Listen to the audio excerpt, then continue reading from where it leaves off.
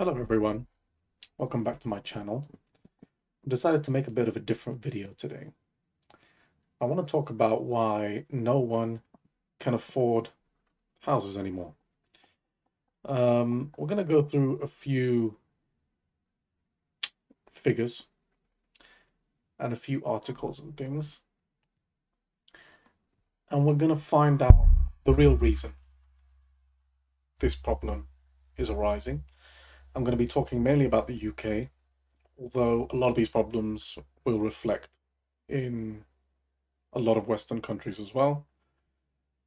Um, and yeah, so let's kind of see where the problem really is. So here we have kind of a breakdown of house prices on average. Obviously, there's a lot of different categories of houses. I've got it focused on flats and terraced houses. We'll see why in a minute. So the average price of a flat today this is as of May 2025, is 198,000. I think, and then 223,000 for a terraced house. Seems reasonable.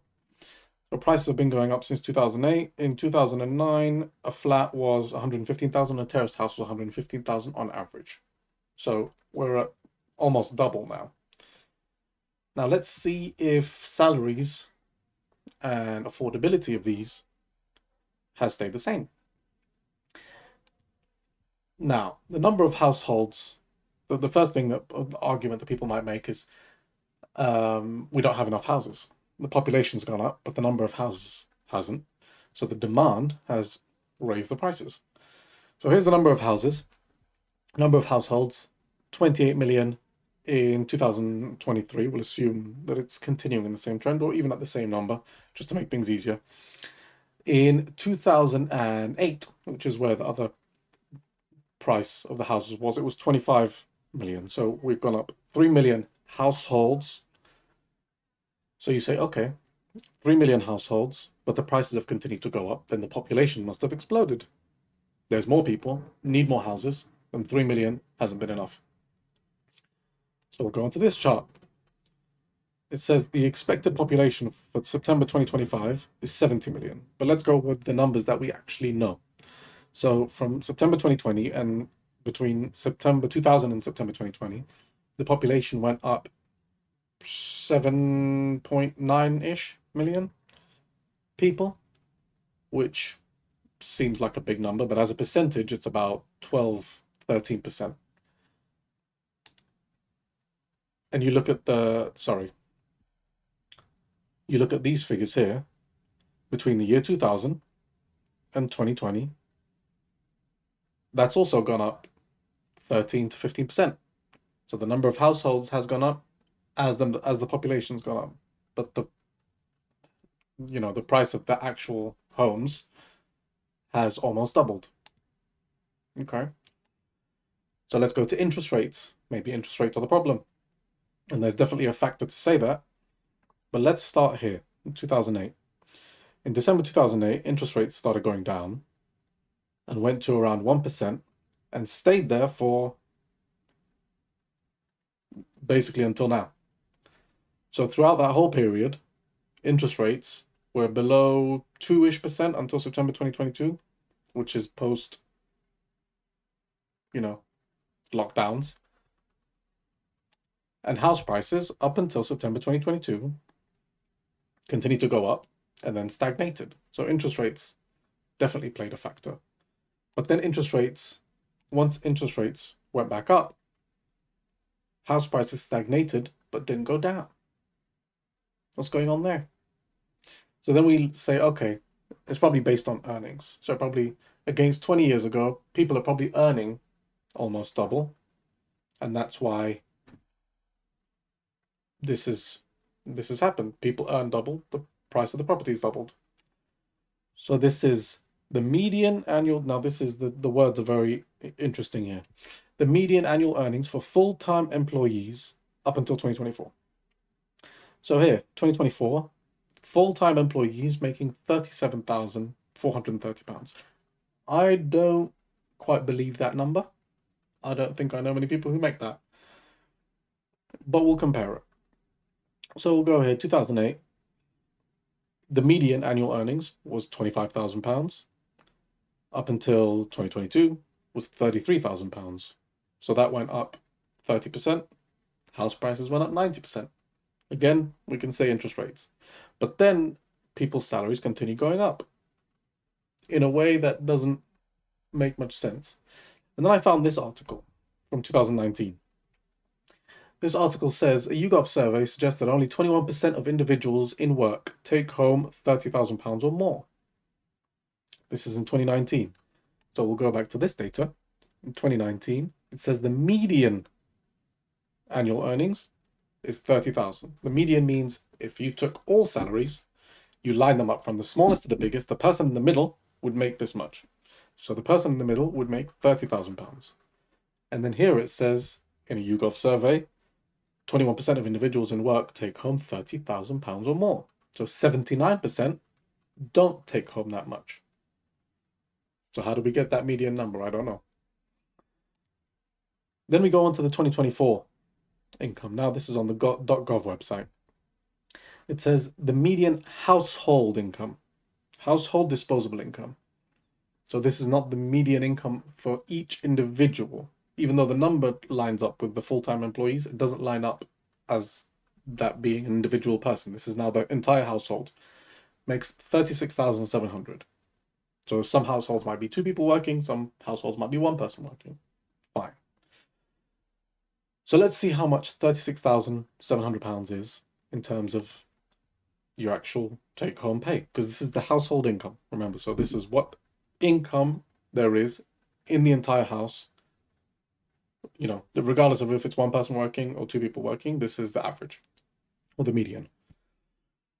So you take home £2,495 per month,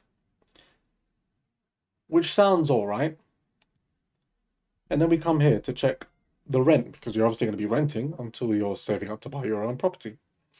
So the UK average, this is excluding London, because London is just a crazy number on its own, even though the household income doesn't exclude London. But we'll just leave that out for the moment. We'll take it as though everyone earns the same amount of money.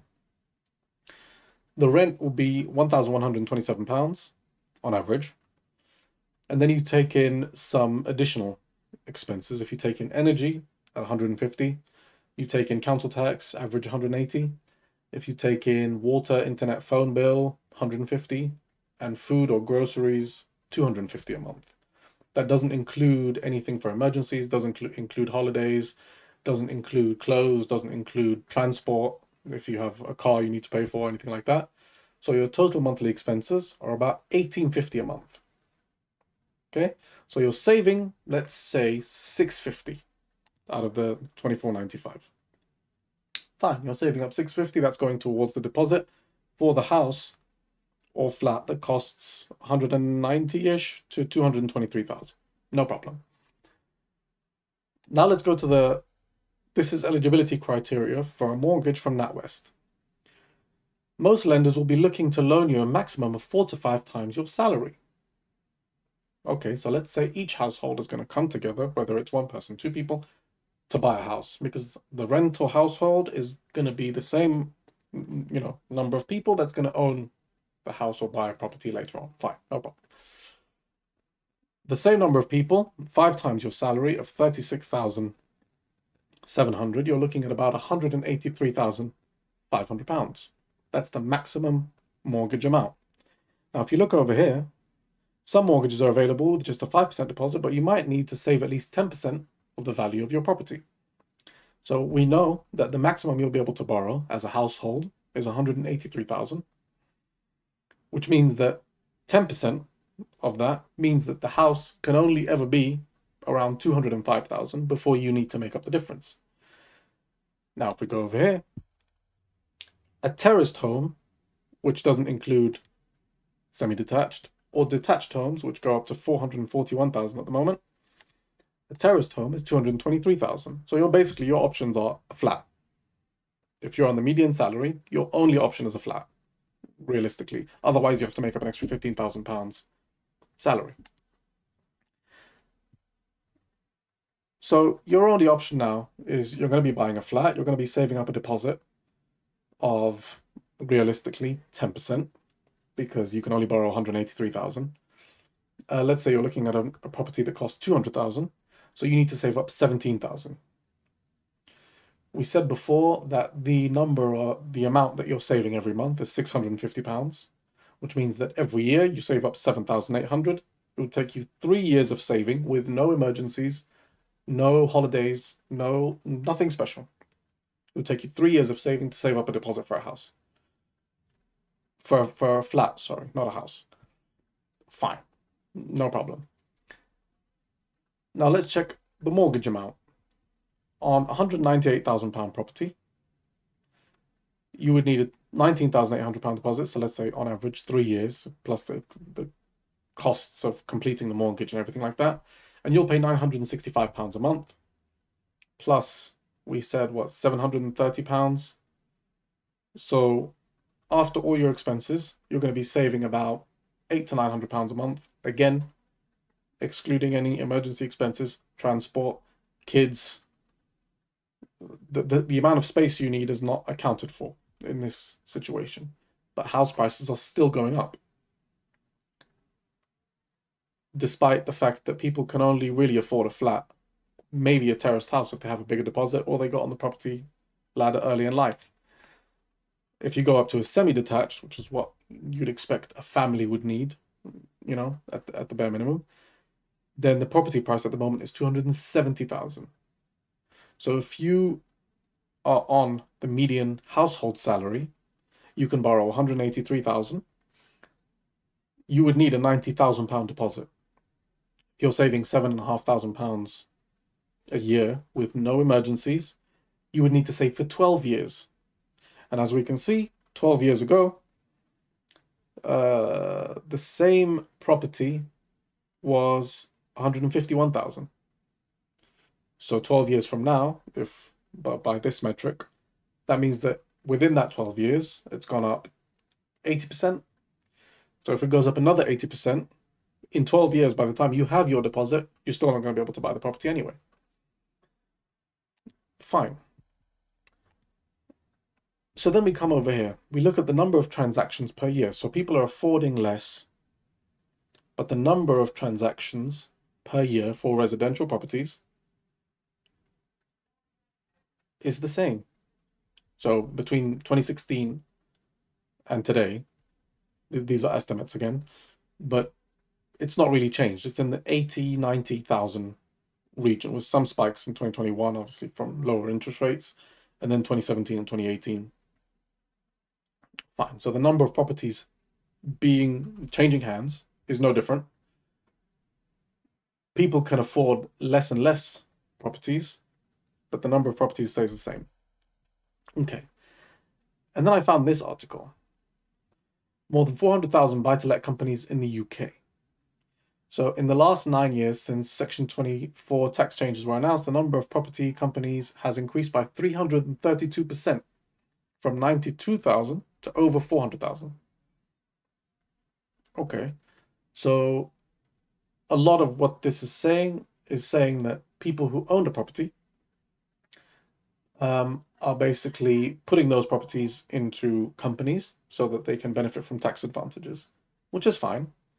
But then when you look over here, with the number of properties in ownership rising between 70 and 100,000 each year, which accounts for probably a large portion of these transactions. If every year the same number of properties is going into companies, and that's the same number of property transactions that's going on, it doesn't have to be 100%. Most likely it isn't 100%, but probably a significant portion is people buying properties into companies. And the only reason you would buy a property into a company is if it's a buy-to-let property, because the income is what you're saving in taxes. If you're going to be living in it, there's no reason to buy in a company. And that data doesn't include trusts, which is what people would normally put a property in if they just want to pass it on to their kids or they're going to be living in it. So this is specifically companies that are using buy-to-let, kind of as a strategy. So then the only conclusion you can really come to is that the reason no one can afford properties is because the biggest business in the UK is buying the properties that everyone else needs to live in. We think of housing as a commodity. Everyone needs it. Everyone's going to buy it, no matter what the price is. You know, if someone wants to buy a property, and the only property they can afford is a flat, and they want to get on the property ladder, they want to be, you know, a homeowner, um, then they'll buy whatever's available. And that also means that within the next few years, it's unlikely that property prices are going to come down. It's unlikely that salaries are going to shoot up, and it's unlikely that any legislation is going to change to make these people sell their properties or force them to sell their properties so that house prices can correct. So it doesn't look like anything's going to get much better for at least the UK. We're talking about the UK at the moment. We'll see, you know, I can make more videos like this if you guys are interested. Obviously, you know, subscribe, leave a comment below, let me know your opinion, and tell me what else you want to see, because we can get deeper into, you know, other topics. And yeah, just something to think about. I think that's one of, you know, this is a big red flag as to why a lot of people maybe won't be able to afford a property, no matter what the government says, no matter how much, you know, saving or hard work you do. The odds seem to be stacked against regular people. So yeah, let me know your thoughts. Let me know if you want more videos like this. Subscribe, leave a comment, like, and thank you for watching.